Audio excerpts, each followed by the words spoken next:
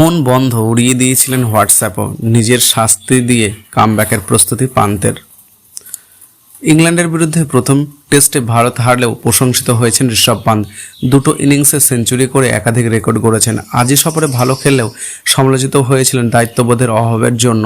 তারপর চ্যাম্পিয়ন ট্রফিতে প্রথম একাদশের সুযোগ পাননি, সেখান থেকে কিভাবে কামব্যাক হলো পান্তের। আসলে মেলবোর্ন টেস্টের পরই ভারতীয় দলের অধিনায়ক বুঝেছিলেন যে নিজেকে বদলানোর দরকার।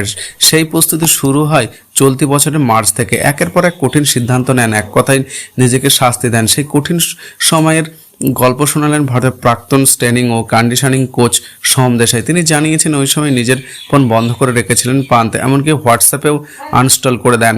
এমনকি সর্বভারতীয় সংবাদ মাধ্যমে সোহম বলেছেন ওই সময় পান্ত দিনরাত অনুশীলন করেন, সময় পেলেই আমাকে নিয়ে জিমে চলে যেতেন, ওয়ার্কলোড ও ক্লান্তি নিয়ে ভাবতেন না, সবসময় বলতেন আরও পরিশ্রম করতে হবে। শুধু চ্যাম্পিয়ন্স ট্রফির ফাইনালের দিন আমাকে বলেছিল ওই দিনটা ছুটি চান। ওর মনের মধ্যে একটা দ্বন্দ্ব কাজ করছিল। সোহম আরও বলেন পান্ত তখন এতটাই পরিশ্রম করেছেন যে আগামী 1 বছর বাড়তি খাটনি না খাটলেও চলবে। সেই জন্য দেখা যাচ্ছে